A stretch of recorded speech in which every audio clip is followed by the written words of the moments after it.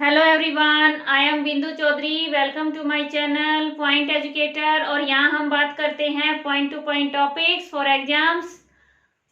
अब जैसे कि आप जानते हैं कि एग्जाम डेट आ गई है और हमारे हरियाणा में कहावत है कि कोई बच्चा जब काम नहीं करता ना तो कहते हैं क्या मुहूर्त निकलवाना पड़ेगा। तो वही मुहूर्त निकल गया है, फॉर्म अप्लाई होने लग गए हैं, एग्जाम डेट निश्चित हो गई है, 2-3 जनवरी को होगा। इसलिए एस्टेट की तैयारी में जुट जाओ, ठीक है। स्टार्ट कर दो पढ़ना। आज सबसे पहले आपके लिए एस्टेट का सिलेबस डिस्कस करेंगे। थोड़ा सा सिलेबस डिस्कस करते हुए आपको ये बताएंगे कि कितना पढ़ना है, क्योंकि ज्यादा पढ़ना मैटर नहीं करता। किसी पेपर को अगर पास करना है तो उतना ही पढ़ो जितना जरूरी है। स्मार्ट तरीके से इंपॉर्टेंट टॉपिक को करो ताकि आप टेस्ट पास कर सकें। सबसे पहले देखिए टेट, टीचर एलिजिबिलिटी टेस्ट। और ये एस्टेट है इसलिए हरियाणा का हो गया, एस्टेट हो गया, सेंटर का हो तो सीटेट। इस तरह अलग अलग स्टेट के अलग अलग टेट एग्जाम होते हैं, शिक्षक पात्रता परीक्षा। क्लियर। अब इसके बाद हरियाणा में 3 लेवल पे होता है, PRT, TGT, PGT. PRT 5th class तक के लिए टीचर, टीजीटी 6 to 8 और पीजीटी 9 to 12। अब ये होता क्यों है? एस्टेट यानी कोई भी टेट एग्जाम है, वो जो भावी शिक्षक बनने वाले हैं, टीचर बनने वाले हैं, उनकी योग्यता को परखने के लिए टेस्ट होता है। क्या वो उसके लिए योग्य हैं, इसलिए ये परीक्षा ली जाती है। ठीक है, तो अपने आप को योग्य साबित करने के लिए हमें क्या करना पड़ेगा? क्वालिफाई करना पड़ेगा। क्लियर। अब इसमें क्या सिलेबस आता है? जो सीडीपी है, चाइल्ड डेवलपमेंट पेडागोजी, ये 30 मार्क्स की। अब बाल विकास शिक्षण शास्त्र, आजकल क्या हो गया एस्टेट में, ये शिक्षण शास्त्र की जगह ज्यादातर चाइल्ड साइकोलॉजी पूछी जाती है। ठीक है, बाल मनोविज्ञान लगभग 70 से 90%, ये अलग अलग लेवल पे होता है। 70 से 90% है वो साइकोलॉजी से क्वेश्चन पूछे जाते हैं, बाकी पेडागोजी से होता है थोड़ा बहुत। फिर है हिंदी इंग्लिश 30 की 15 ये ग्रामर पूछी जाती है, बेसिक ग्रामर 10th लेवल तक होता है मेनली, लेकिन पीजी लेवल पे कई बार 12th लेवल तक की भी पूछ लेते हैं। फिर है क्वांटिटेटिव एप्टीट्यूड, मात्रात्मक योग्यता, यानी जो हमारा बेसिक गणित है वो पूछा जाता है। लाभ हानि के क्वेश्चन है, सिंपल इंटरेस्ट है या कंपाउंड इंटरेस्ट है, ठीक है, वर्क एंड टाइम है, इस तरह से क्वेश्चन पूछे जाते हैं।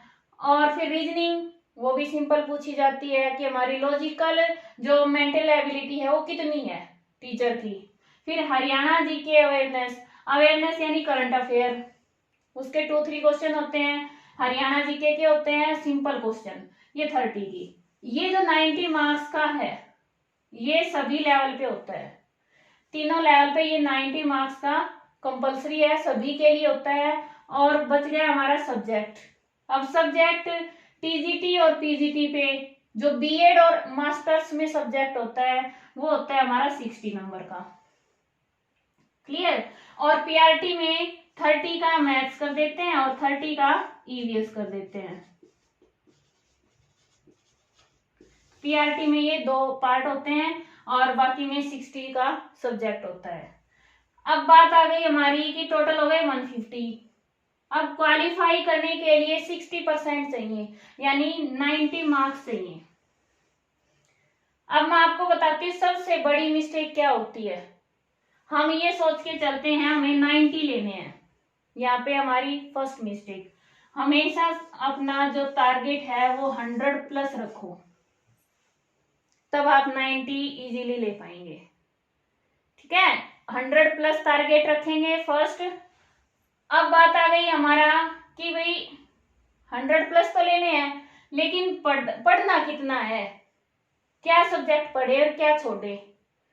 तो आपको एक बात क्लियर करवा देती हूँ, भाई किसी का मान लो सब्जेक्ट है, पैट सब्जेक्ट मैथ्स है या फिर कोई भी सब्जेक्ट लगा लें और वो सोच ले कि मेरे 60 का तो ये हो गया, हिंदी इंग्लिश ग्रामर भी हो जाएगी, 90 हो गए, कुछ तुक्के मार दूंगा और भाई हमारा टेस्ट क्वालिफाई। ऐसे स्टूडेंट सोचते हैं। क्या हो जाएगा? किसी के 60 आउट ऑफ 60 आए हैं, क्योंकि 20% डिफिकल्ट पेपर होता है। लेवल डिफिकल्टी का जो होता है क्वेश्चंस का, वो 20% सभी सब्जेक्ट में होता है। वो वही बच्चे करते हैं जो डीप स्टडी करते हैं। तो कंप्लीट पूरे नंबर लेने, फुल मार्क्स किसी में भी 100% नहीं आएंगे। अब आपने आपको इवेल्युएट करो कि आप किस सब्जेक्ट में कितना ले सकते हैं। ठीक है, आप अपने आप को देखें कि मान लो यहाँ पे 40 आ गए, 45 ले ली किसी ने 60 में से। अब जो बच गए नंबर 45, वो कहाँ से आएंगे? उसमें आपके सब्जेक्ट देखो कौन सा आपको अच्छे से आता है, कौन सा कम आता है। अब बात रही सीडीपी। अब कुछ बच्चे सोचते हैं साइकोलॉजी नहीं आती इसलिए एटस्टेट पास नहीं होता। क्या अकेले इससे हो जाएगा या अकेले इससे हो जाएगा? अकेले किसी से भी नहीं होगा। सभी सब्जेक्ट करने जरूरी हैं, लेकिन करने हैं वो स्मार्ट तरीके से।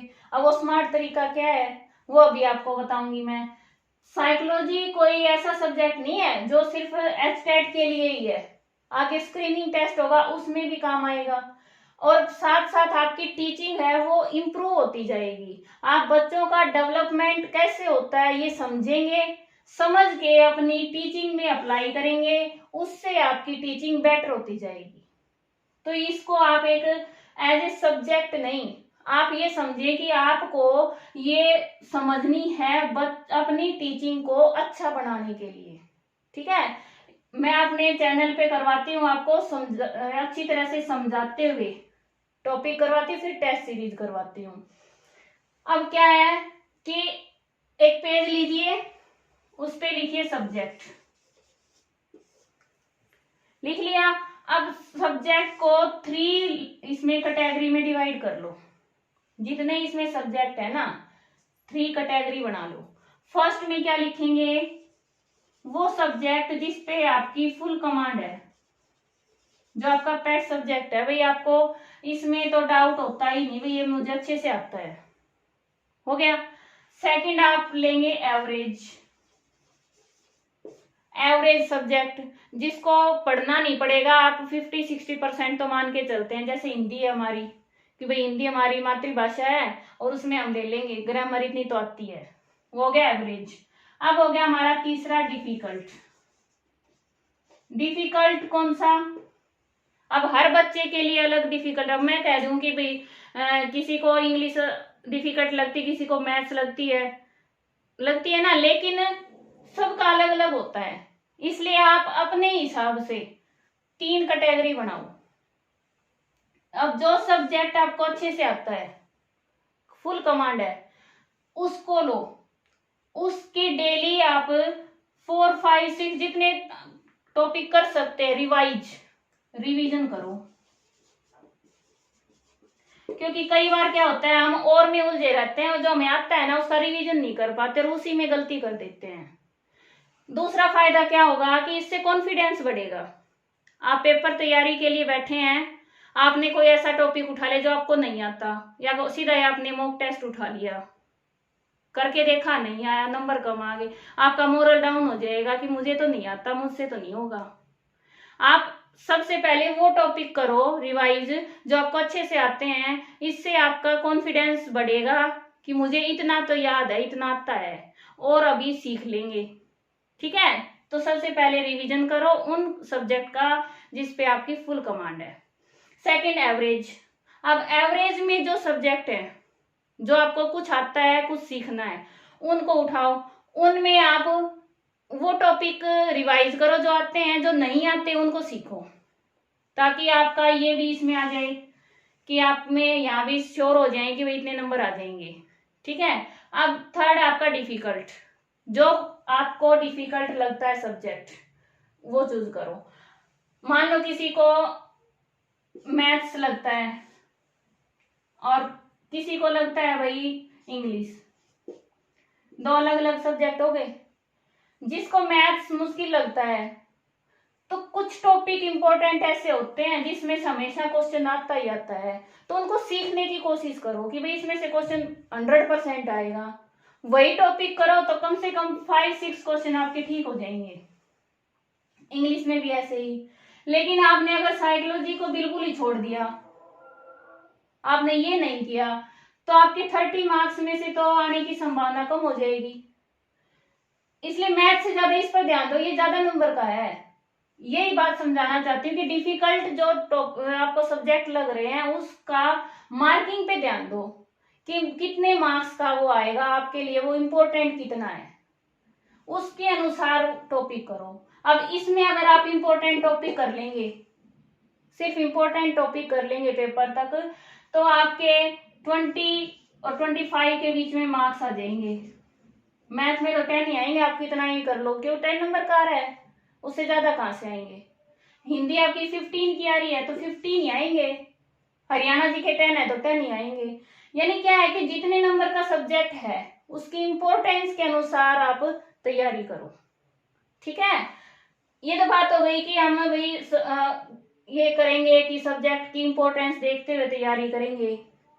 आपको मेरे चैनल पे CDP इसके इंपॉर्टेंट क्वेश्चंस की सीरीज मिलेगी, मैंने काफी डाल दी हैं, और इंपॉर्टेंट साइकोलॉजी के टॉपिक में करवा रही हूँ।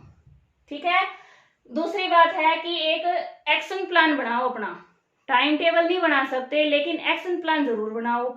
इन तीनों को, जो 3 कैटेगरी हैं, ये नहीं कि पहले इसको ही करेंगे 10-15 दिन, फिर इसको लेंगे फिर इसको, नहीं, तीनों को एक साथ लेके चलो। सबसे ज्यादा टाइम दो अपने कमांड है जिस पे सब्जेक्ट के, उसका रिवीजन ज्यादा से ज्यादा करो, उससे थोड़ा कम टाइम एवरेज को दो, और डिफिकल्ट को इतना टाइम दो कि एक टॉपिक कर पाए यार रोज, एक टॉपिक क्लियर, एक नंबर क्लियर। ठीक है, तो इस तरह से हर रोज पढ़ो तीनों कैटेगरी के सब्जेक्ट।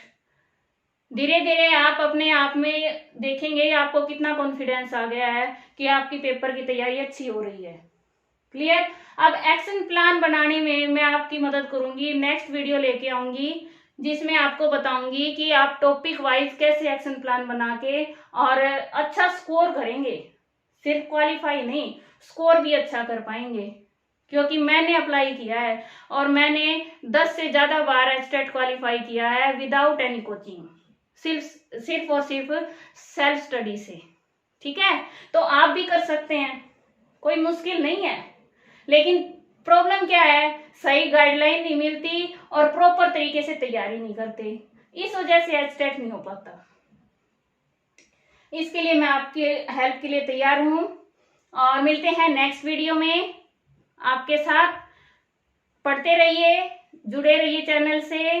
Thanks for watching. और हाँ, घंटी बजाओ, नोटिफिकेशन पाओ।